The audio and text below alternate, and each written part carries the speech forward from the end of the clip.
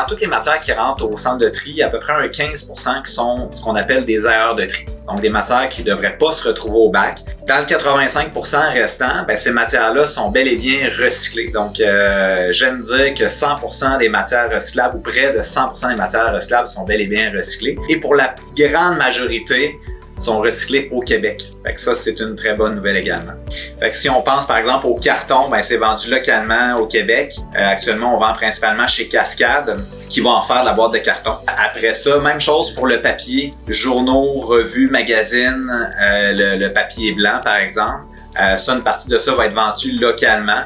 Et une autre partie va être exportée en fait pour en refaire du papier journal. Après ça, le verre aussi est vendu localement. Le verre est vendu pour en refaire soit des abrasifs, en refaire un composant dans la fabrication de laine minérale, par exemple.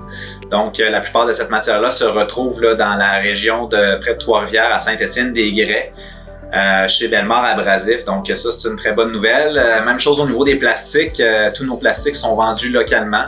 Donc on pense souvent à la bouteille d'eau, ça c'est du PET, du polyester. Ça va être vendu généralement chez Plastrec ou chez Tomra, deux entreprises du Québec, qui vont en refaire des produits justement de la bille pour refaire des matériaux en plastique. Tout notre plastique numéro 2, ce qui est la bouteille de shampoing ou la bouteille de savon à lessive, ça va se retrouver dans le fond chez Soléno. Soléno vont faire des draps agricoles d'1,5 pouce jusqu'à 48 pouces. Fait que ça, c'est vraiment extraordinaire. C'est transformé au Québec et vendu au Québec également en partie. Fait que c'est une très bonne nouvelle.